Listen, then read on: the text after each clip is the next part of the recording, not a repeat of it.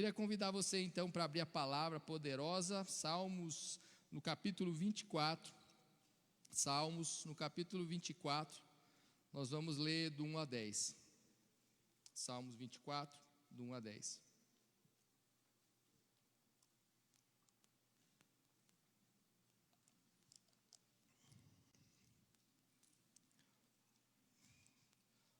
Acharam? Amém? Salmo 24, do 1 a 10. Ao Senhor pertence a terra e tudo o que nela se contém, o mundo e os que nele habitam. Fundou a ele sobre os mares e sobre as correntes estabeleceu.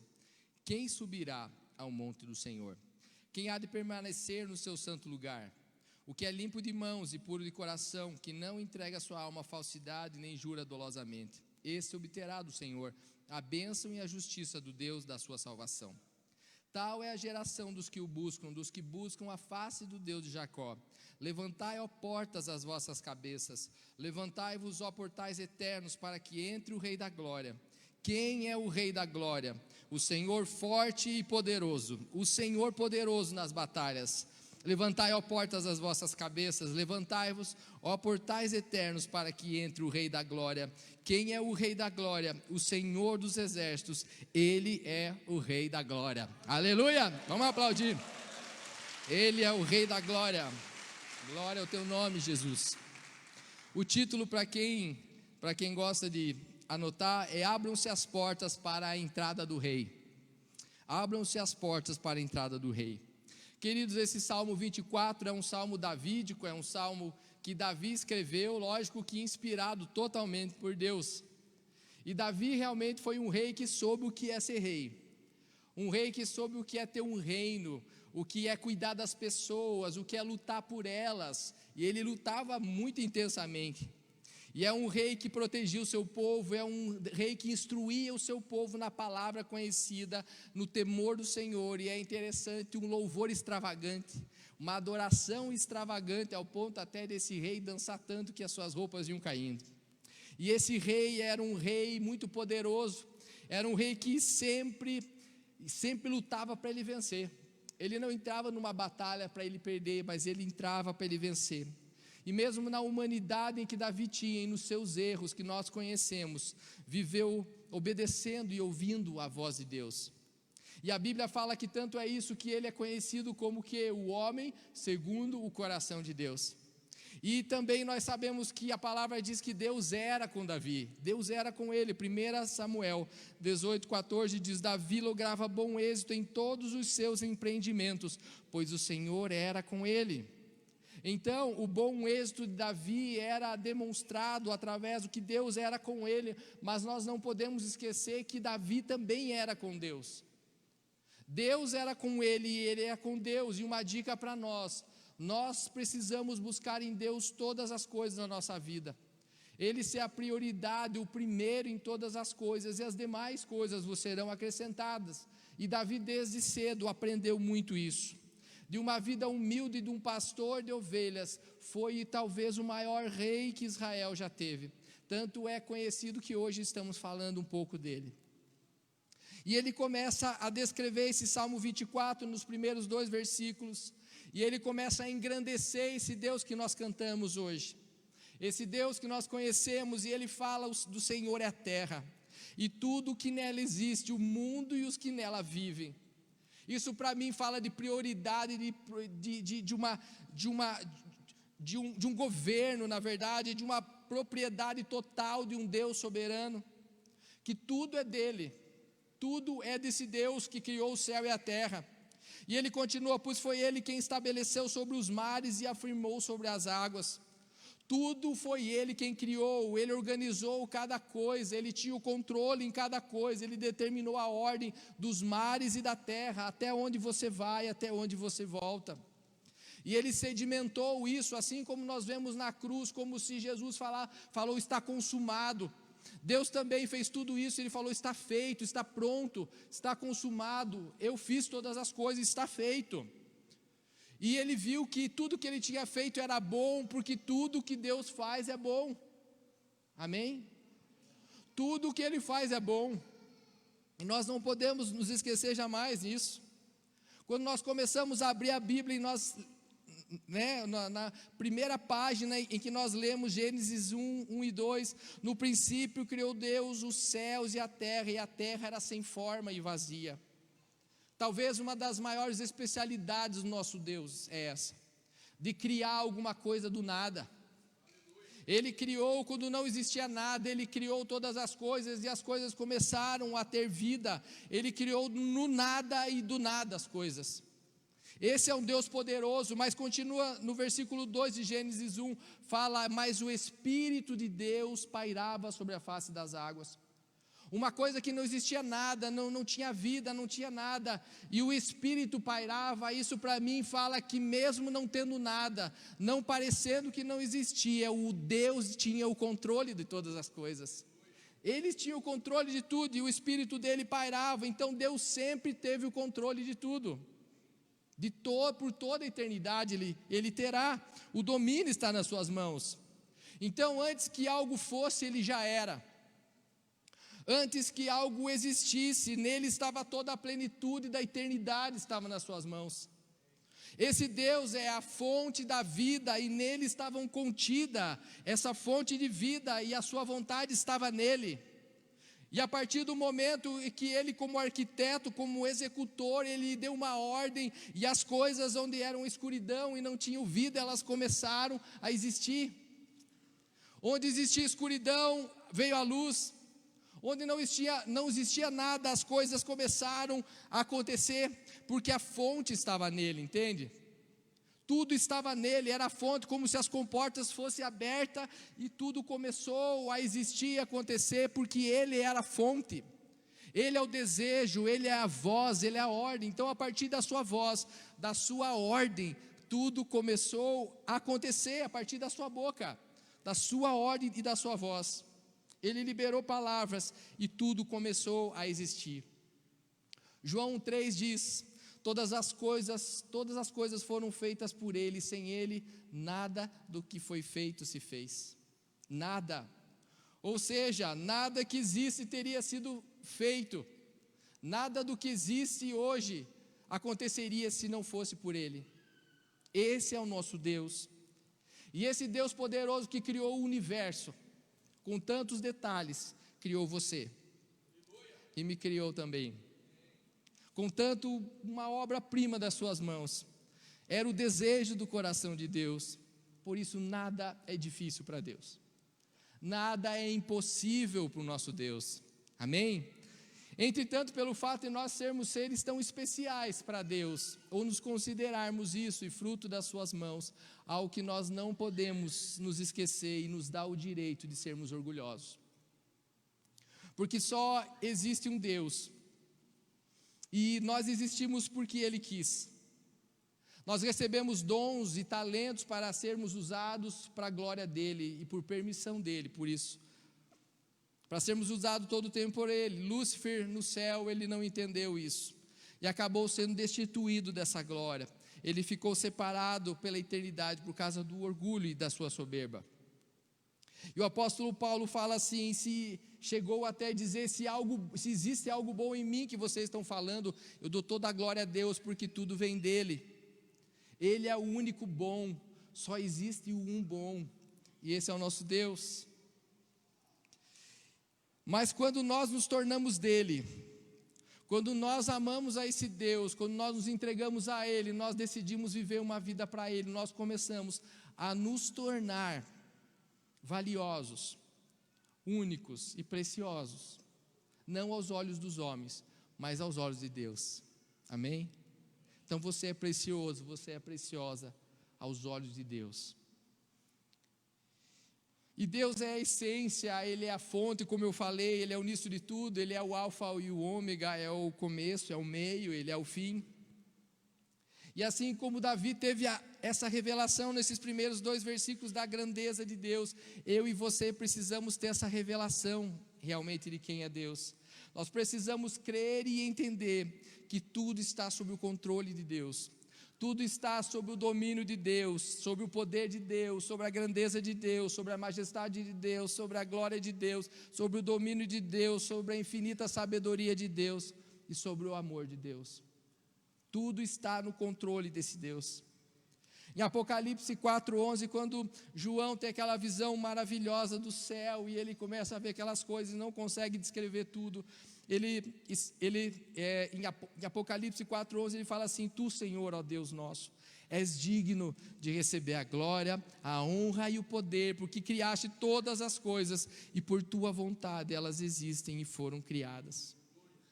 Ou seja, não há razão da existência de qualquer coisa e de mim e de você, se não for pela vontade de um Deus supremo sobre todas as coisas.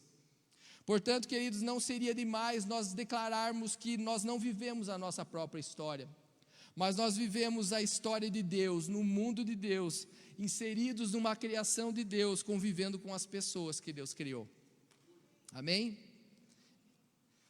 E esse Salmo 24, eu fui estudar ele mais a fundo, e os estudiosos acreditam que ele foi escrito por Davi, depois que ele conquistou Jerusalém.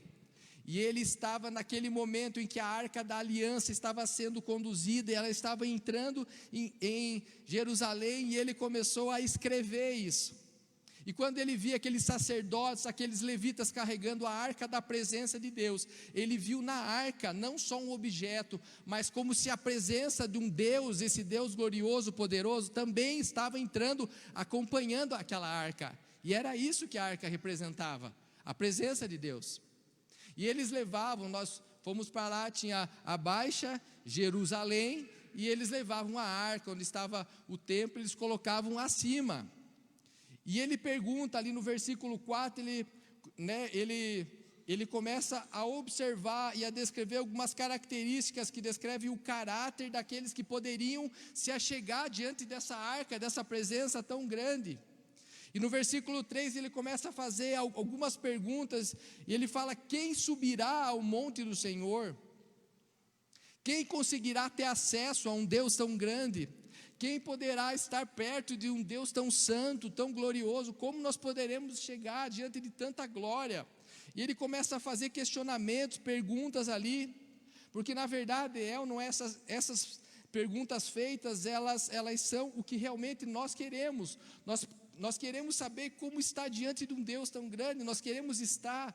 Então ele começou a se questionar: como faremos quem subirá ao monte santo do Senhor? E ele mesmo pergunta e ele mesmo responde no versículo 4 algumas qualificações. Ele fala: aquele que é limpo de mãos, puro de coração, que não entrega a sua alma à falsidade, nem jura dolosamente. Quando nós vemos o que é esse limpo de mãos, é uma pessoa pura, inocente, que traz na palma das suas mãos a inocência. O puro de coração é aquele com coração sincero, aquele com coração limpo, aquele que não se entrega a alma falsidade, nem jura dolosamente, é aquela pessoa sem vaidade, é aquela pessoa sem falsidade, é aquela pessoa que se anula, aquela pessoa que não mente. Então nós poderíamos perguntar, ler, reler, qual de nós teria essas qualificações para estar diante dessa presença tão gloriosa? E aí eu queria abrir um pequeno parênteses para falar algo para vocês. Nós precisamos entender, querendo você ou não, nós seres humanos, criados por esse Deus tão grande, representados por Adão e Eva, nós traímos nosso Deus. Nós traímos a Deus. E essa era a nossa realidade. Romanos 3:23 diz assim: pois todos pecaram, estão destituídos, estão separados dessa glória de Deus.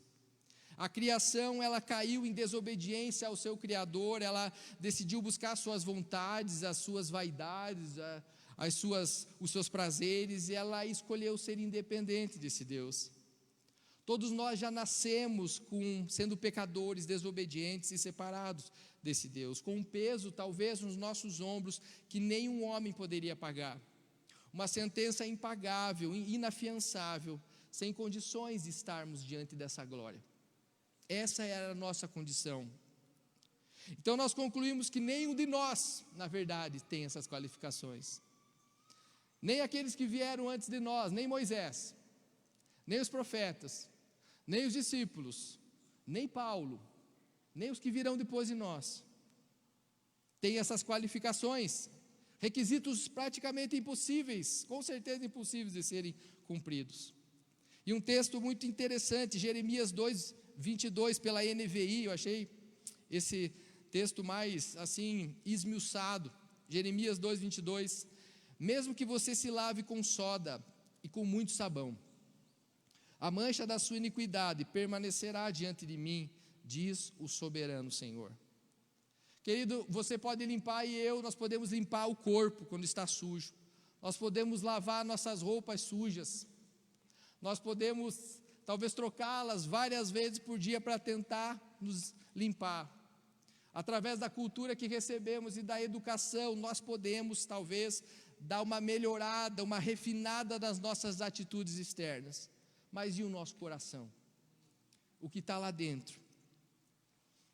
O pecado trouxe manchas no coração, manchas que trouxe consequências, e essas manchas não são superficiais, são manchas bem profundas, e elas chegam lá no nosso coração, manchando o nosso coração.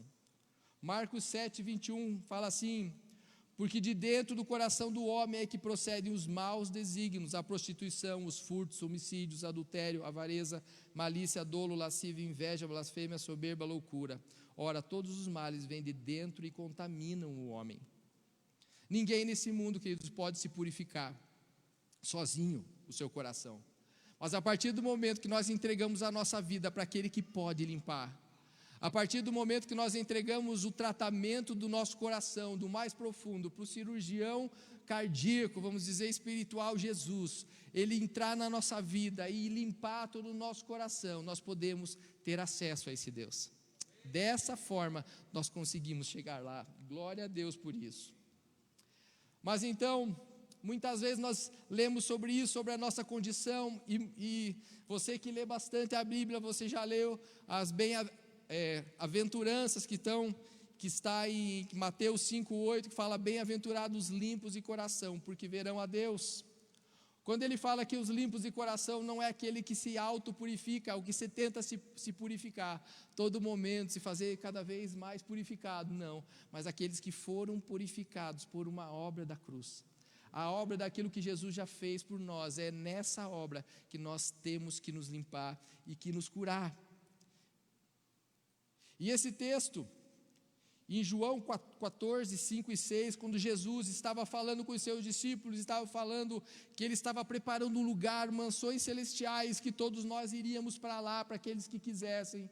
E de repente seu discípulo Tomé pergunta: mas como é que eu vou saber? Como eu vou saber esse caminho? Em João 14, no versículo 6, conhecido, ele fala: eu sou o caminho, eu sou a verdade, e eu sou a vida, diz o Senhor. Ninguém vem ao Pai senão por mim. E com o entendimento desse texto, nós pulamos ali para o Salmo 24, que nós lemos lá no início, para o versículo 5, e fala assim: diz: receberá a bênção do Senhor e Deus, o seu Salvador lhe fará justiça. Jesus Cristo conquistou várias coisas para nós na cruz, mas com certeza uma das mais fundamentais, conclusivas e decisivas foi que ele levou sobre si os nossos pecados, toda a nossa sujeira, e ele nos fez justos. Ou seja, a injustiça que nós éramos, que nós tínhamos e que carregávamos, a partir da obra de Jesus na cruz, o que ele fez, Deus não nos vê mais dessa forma. Nós não estamos mais afastados dessa glória, mas ele olha para Jesus e pela obra que Jesus fez, e olha para mim e ele olha para você, e não vê alguém mais culpado, mas vê alguém justo. E hoje nós não somos pecadores, mas somos santos, lutando contra o pecado a todo momento. Mudou tudo aquilo que nós éramos, tudo por causa da obra de Jesus Cristo na cruz. E esse acesso está bem claro em Romanos 10:9, que fala como eu posso ter esse acesso. Se com a tua boca confessares Jesus como Senhor, e em teu coração creres que Deus o ressuscitou dentre os mortos, serás salvo. Nós temos uma saída, nós temos uma esperança, basta que eu e você crermos nesse Jesus, e na sua obra, e no nosso coração, ele entrar de tal forma que essa limpeza seja feita, e nós cremos que ele é o nosso Salvador e o nosso Senhor, e fala que nós seremos salvos, nós e a nossa casa. E assim como Jesus venceu, nós também podemos vencer. Amém? Então, queridos, nós não tínhamos qualificações nenhuma se não fosse pelo nosso Jesus, pela obra dele na cruz. Então, por isso Jesus, como nós não éramos capazes, esse Jesus teve que vir ao mundo, morreu, foi crucificado, morreu, e Ele ressuscitou por nós, por nos tornar justos e com livre acesso diante desse Deus tão grande, Criador de todas as coisas, o dono de tudo. Somente Jesus poderia nos qualificar através da sua graça, através do seu sangue, através do seu amor, da sua obediência ao Pai. Ele veio e Ele cumpriu o que Ele tinha que cumprir. Em Filipenses 2, do 6 a 8, fala assim: pois Ele, subsistindo em forma de Deus, não julgou por usurpação ser igual a Deus. Antes assim veio e se esvaziou, assumindo forma de servo, tornando-se semelhante a homem.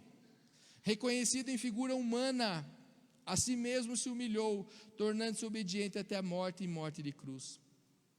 Jesus não veio somente como Filho de Deus, mas Jesus veio como homem, veio como eu e você, como nós. E por causa dele e nele nós fomos santificados, porque ele cumpriu o seu propósito da melhor forma possível, e ele ressuscitou, e ele foi elevado aos céus, e ia chegar na porta do céu.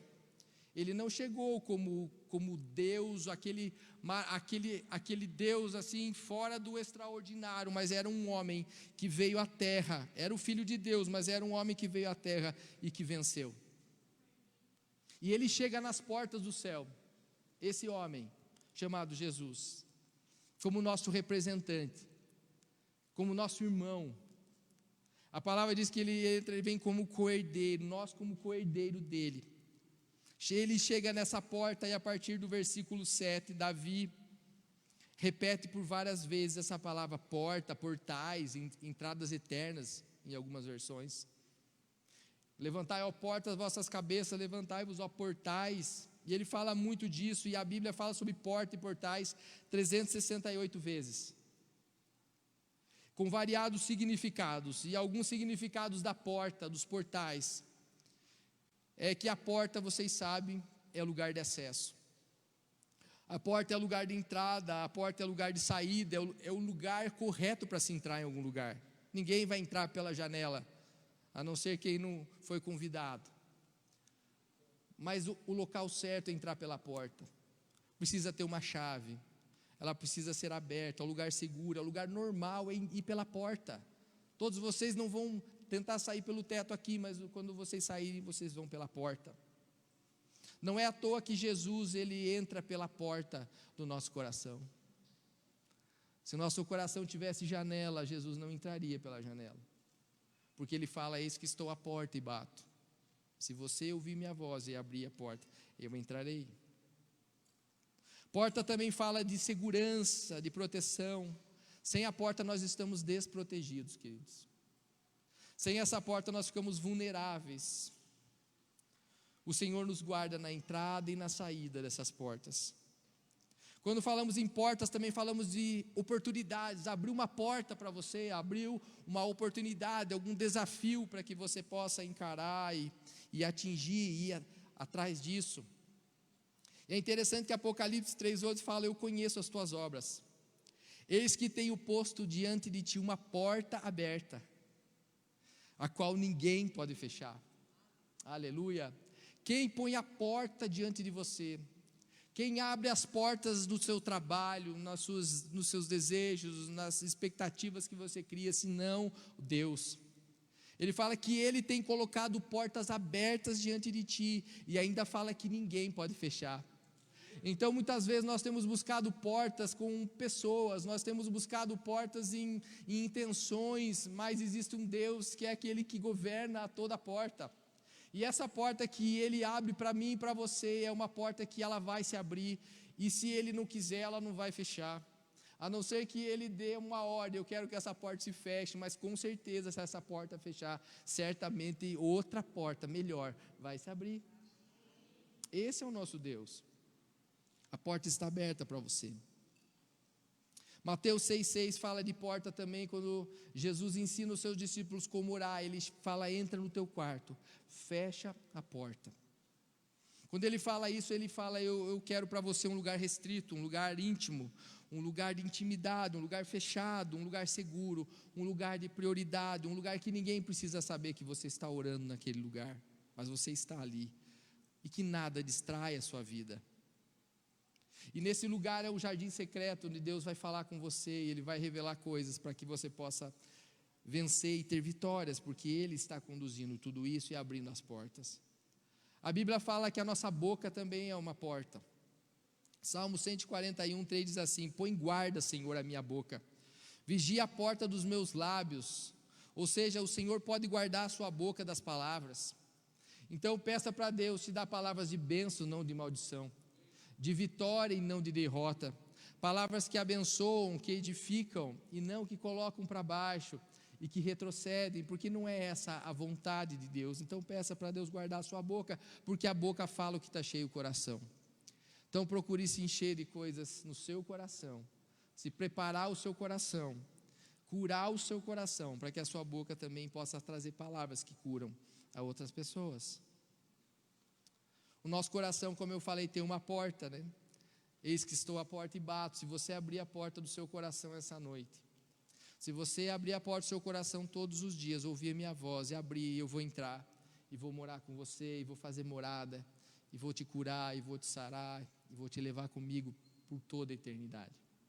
Essa é a vontade desse Jesus que veio morrer por sua vida, porque nós não éramos dignos de ir para onde Ele foi, de estar onde Ele está. Jesus é a porta. João 10, 9, eu sou a porta, se alguém entrar por mim será salvo, entrará e sairá, e achará pastagem. Com Jesus, com Cristo, nós temos o livre acesso, e nós entrarmos na nossa casa, entrarmos por essas portas, ou sairmos, nós teremos o sustento, a pastagem, ou seja, a abundância nesse Deus. E apesar de que esse acesso pode ser tão fácil, pela graça de Deus, não é conseguido sem esforço, querido, não é.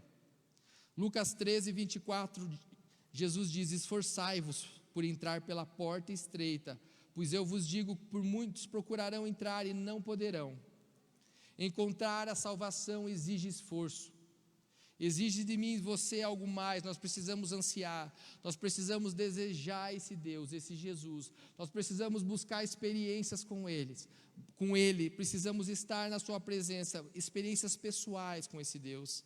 Eu preciso desejar. Jesus pede para eu me esforçar para isso, porque alguns vão atrás e não vão conseguir encontrar. E algumas pessoas que se esforçaram para chegar nesse lugar, eu queria falar dentre eles Jacó. Gênesis 20 fala de uma porta que se abriu no céu, e uma escada muito grande, e esses anjos desciam e subiam, e Jacó estava lá embaixo, e esses anjos falaram para ele: você vai ser geração abençoada, a sua descendência será bendita, eu estarei com você todos os dias da sua vida. Ele falou: então você não vai embora enquanto você não liberar para mim isso. E nós sabemos da história, ele lutou com um anjo, e esse anjo machucou seu quadril, ele ficou luxado, ele ficou fora do lugar, e ele para sempre teve essa marca, ele sempre foi manco. Jacó sempre foi manco depois desse dia, dessa luta, desse encontro. Queridos, quando nós nos encontramos com Deus, Deus faz marcas definitivas na nossa vida. Deus precisa marcar você de tal forma que onde você andar, você esteja lembrando que você teve uma marca desse Deus, porque um dia você teve um encontro com Ele. E as situações da nossa vida não podem nos fazer parar. Nós não podemos ficar, às vezes, com essa síndrome. Às vezes nós colocamos de derrota na nossa vida, se esquecendo das marcas que Jesus já fez na nossa vida, nos lembrando das nossas vitórias. Não podemos. Então, quando eu sou marcado por Deus, eu nunca posso me esquecer da presença de Deus na minha vida através do encontro. O apóstolo Paulo, em Gálatas 6, fala: 6,17, eu trago no meu corpo as marcas do Evangelho. Vocês conhecem a vida de Paulo, que ele passou. As marcas do Senhor na minha e na sua vida, elas são marcas que nos darão vitórias eternas. Então, as nossas experiências negativas não podem me fazer esquecer das marcas positivas da cruz sobre a minha vida. Essa foi a marca definitiva sobre a minha e a sua vida. Porque toda vez que nós estivermos andando nessa terra, se eu não lembrar desse meu encontro com a cruz, se você não se lembrar com esse encontro com a cruz, que marcou a sua vida, de nada valeu. Porque se Deus mandou o seu Filho, para que Ele morresse no seu lugar, como eu já falei, nós não poderíamos pagar, o nosso destino era a morte e a morte eterna. Mas esse Deus mandou o seu maior presente, o que Ele tinha de mais precioso, e isso não pode ficar vago na nossa vida. Nós teríamos que ter uma marca no nosso coração todos os dias e acordarmos e lembrarmos o que Jesus fez por mim e por você. Isso teria que marcar para sempre a nossa eternidade, a nossa vida, e marcar as pessoas aonde nós estivermos, por onde nós formos, por onde nós passarmos. Daniel, no capítulo 3, 26, fala de uma fornalha de fogo ardente, lá na Babilônia, Nabucodonosor, esquentou 7 vezes para matar aqueles meninos, Ananias, Misael e Azarias, os 3 amigos de Daniel. Por quê? Porque eles se posicionaram, eles se esforçaram, falaram, eu não aceito o que o mundo está tentando me impor, eu não vou me prostrar a essas coisas, eu não aceito isso, e por isso eles iam ser mortos, por uma fidelidade, por um posicionamento, exigiu esforço deles. Eles poderiam ir lá morrer e acabou tudo isso, mas um posicionamento diante de Deus, uma marca que Deus já tinha feito na vida deles, foram lançados naquela fornalha, os 3 homens que lançaram eles naquela pequena porta, lançaram eles, morreram na hora, e eles foram lá dentro, e de repente viram que não tinham 3, mas tinham 4, então a partir de uma fidelidade, de uma experiência minha e sua, de um posicionamento, nós podemos ter a experiência de ver o 4º homem do nosso lado, aleluia, aleluia, e pelas mesmas portas que esses meninos foram lançados para ser mortos, foram as mesmas portas que eles saíram como vitoriosos. Não só eles, mas eles glorificaram o nosso Deus. Ele falou, não fomos nós, mas foi o nosso Deus, por aquele por quem nós lutamos, por aquele por quem nós fomos marcados, e todo aquele povo se rendeu a esse Deus. Então quando lançarem você numa fornalha, que você pensar que é o fim, por um posicionamento correto que você teve, fique tranquilo, Deus vai aparecer ali, Jesus vai aparecer, vai livrar você de tudo isso, e o nome dele vai ser glorificado através da sua vida, amém? Esse é o nosso Deus. Mateus 7, 13 e 14, entrai pela porta estreita, que larga é a porta, e espaçoso o caminho que conduz para a perdição, e são muitos os que entram por ela, porque estreita é a porta, e apertado o caminho que conduz à vida, e são poucos os que a encontram.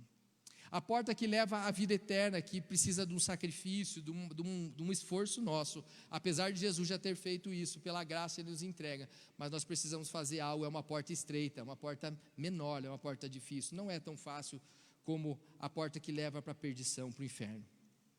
Isso significa que nós precisamos hoje nos posicionar e decidir por Ele, e os que decidirem entrar por essa porta, terão a vitória, terão o livramento, e terão a salvação em Cristo Jesus.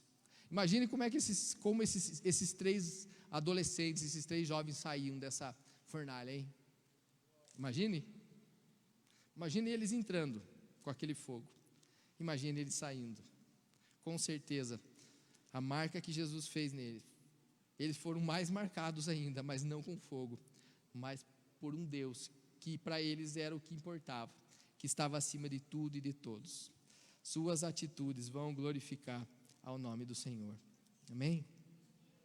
Algo interessante nas épocas bíblicas eram realmente aquelas cidades, fortificadas, e essas cidades tinham muros muito altos, e eles tinham muitas portas, e em pontos estratégicos. Jerusalém tinha 9 portas, umas portas grandes, pesadas, que em tempos de paz elas estavam abertas para todo mundo passar, mas elas não abriam assim como as nossas portas, como essa porta, ela era suspensa, ela abria para cima, e ela segura por cordas e por correntes. Por quê? Porque quando tivesse algum ataque, essas cordas eram cortadas, e pelo peso da porta, elas fechavam rapidamente, e eles ficavam protegidos, parcialmente ou por um tempo, ali dentro. E eles faziam isso, e em tempos de vitória de algum rei, um rei chegava ali, eles fechavam aquelas portas, e aquele rei daquele exército chegava ali naquele lugar, e ele mandava mensageiros e arautos. Em hebraico eles falavam Maranata, e Maranata em hebraico significa: o nosso rei vem, o nosso rei está chegando. Então eles fechavam aquelas portas, e ele chegava e ele mandava Maranata, quer dizer, o nosso rei vem, está chegando. E essa cidade tinha duas opções: ou eles mantinham fechada a porta e guerreavam contra esse exército, contra esse rei, ou eles abriam as portas e se submetiam ao governo desse rei. Deixavam que ele entrasse e ele governasse tudo isso. E nesse Salmo 24, Davi prefigura, sem conhecer Jesus, ele estava prefigurando a história de Jesus, o rei que venceu. O rei que venceu a morte, que venceu o inferno, que venceu o pecado, que ressuscitou. E ele chega ali como um grande e poderoso rei, Jesus nas portas do céu, chegando diante daqueles portões eternos. E o nosso Deus é o Senhor que guerreia, é o Senhor que não existe inimigos para Ele, não existiu e nunca existirá inimigos para o nosso Deus, amém? Nem o inferno consegue contra Ele, pelo contrário, nem mesmo a morte pode conter o seu poder. E Ele chega ali como um vencedor, alguém que triunfou, como nós cantamos aqui, triunfou, um Deus que teve êxito nas suas batalhas. E eu queria que nesse texto você imaginasse duas cenas comigo que Davi teve na sua mente. Nos primeiros versículos ele fala nesse Deus maravilhoso, e que essa arca, ela estava entrando com os sacerdotes, com os levitas, e na arca vocês sabem o que tinha dentro: a vara de Arão, o maná e os 10 mandamentos em tábua. E ele imagina isso, e ele começa a descrever esse Salmo 24. E no final nós temos uma imagem de um Deus, do próprio Jesus, chegando nos céus também, como se fosse aquela arca chegando em Jerusalém. Jesus agora chega no céu. E nos últimos versículos aqui ele começa a falar. Mas agora nós vemos, quando Jesus chega diante do céu, ele não está carregando nenhuma arca, porque ele é a arca. Ele é o sacerdote, ele é o sumo sacerdote. Não precisa de levita agora, ele é o levita maior, ele é o levita superior de todos os outros levitas. O maná não veio porque ele é o pão do céu. Ele é aquele que sustenta, ele já venceu, ele nos dá vitória, ele é a suficiência. Nós não precisamos de mais nada com ele. A vara de Arão simboliza a autoridade, ele era a autoridade maior naquele lugar. Nós vemos ali também os 10 mandamentos. Ele não trouxe as tábuas nas suas mãos, porque ele era a lei cumprida diante dos homens e a lei cumprida diante de Deus. E ele chega como um guerreiro, um rei vencedor diante das portas do céu, representando tudo isso. Então ele chega diante das portas celestiais, e por maiores que essas portas sejam no céu, imagina as portas do céu, por maiores que elas sejam nas portas do céu, Davi nesse texto queria demonstrar a grandeza desse Senhor chegando às portas, e ele fala: levantai, ó portas, as vossas cabeças, levantai-vos, ó portais eternos, para que entre o Rei da Glória. Você imagine Jesus chegando nesse lugar: levantem portas, as vossas cabeças, levantai-vos, ó portais eternos, se alarguem. Por mais que vocês abram, eu quero que vocês abram mais essas portas, porque o tamanho da glória que está chegando, talvez não suporte muito esse lugar. Então abram-se as portas das vossas cabeças. Essas portas talvez sejam pequenas demais para a grandeza de um Deus tão grande e vitorioso. E ele fala 2 vezes: levantai, ó portas, as vossas cabeças. A glória do Senhor estava passando por aquele lugar, porque ele voltou vitorioso, ele voltou o Senhor, ele voltou o Filho que cumpriu o propósito do Pai em 100%, na totalidade, e agora chega no céu para ele receber todas as glórias e honras que um homem poderia receber. E ao som da voz, talvez nós podemos imaginar os anjos chegando naquele lugar, vendo esse homem diante dessas portas celestiais.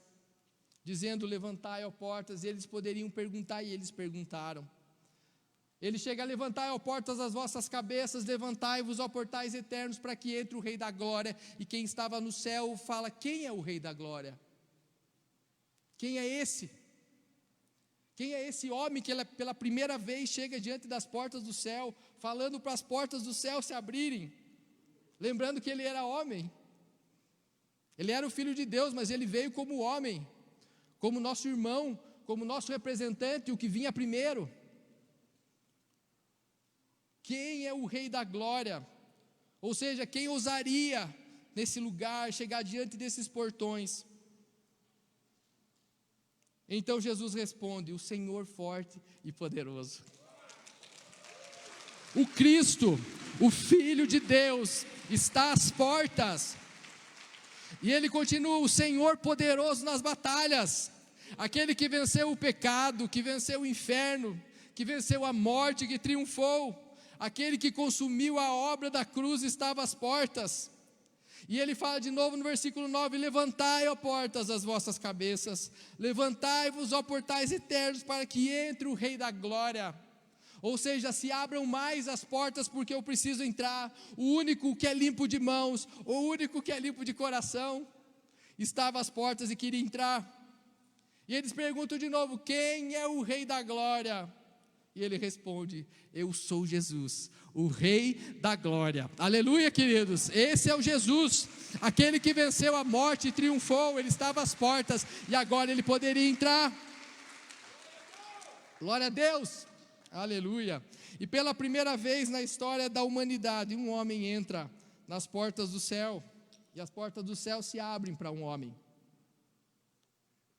Com certeza não se comparou a nada aquela entrada com o jumentinho em Jerusalém, e nem vai se comparar também a volta do nosso Jesus pela segunda vez. E os anjos do céu celebraram essa volta, com certeza se curvaram, e até hoje eles se prostram e dizem: santo, santo, santo é o Senhor, Deus Todo-Poderoso. E ele não entrou, queridos, pela graça naquele lugar, ele entrou lá pelos méritos próprios dele, pelos seus méritos. Ninguém poderia entrar, mas ele entrou, porque ele sabia quem ele era, ele sabia o que ele foi fazer, ele sabia como seria, se ele concretizasse, se ele consumasse tudo aquilo que o Pai tinha para ele, porque aquele era o seu lugar.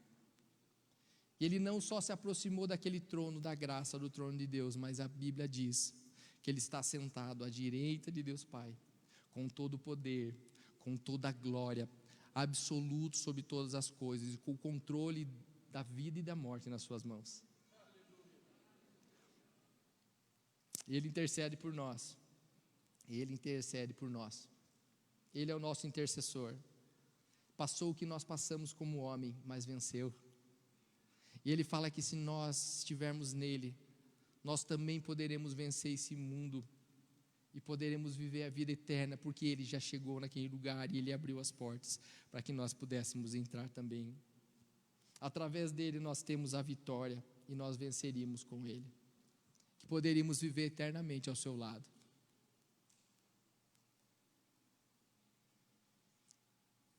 E assim como Jesus retornou ao céu em vitória, Jesus vai voltar mais uma vez. Zacarias 14 fala isso. Mas eu preciso abrir hoje a porta do meu coração. Eu preciso desejar que ele entre no meu coração, para ele fazer tudo isso que ele tem que fazer, para que nós possamos viver nele e ele em nós, e nós termos acesso a essas portas. Mas é uma entrega do meu coração, é espontânea, não é forçada. Jesus não força, ele está à porta e ele bate delicadamente, educadamente ele bate as portas. E ele falou também que as portas do inferno não prevaleceriam contra a sua igreja.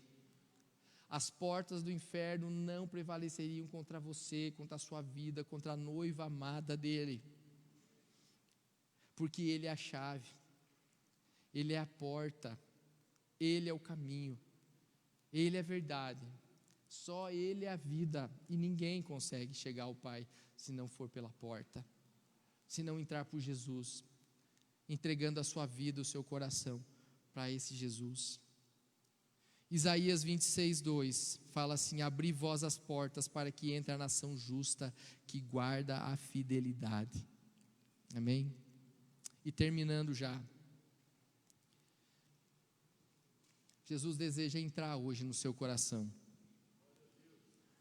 Jesus está à porta, Jesus está batendo, para que nós possamos também, juntamente com Ele, participarmos dessa glória e ser coerdeiros com Ele, juntamente com o próprio Deus.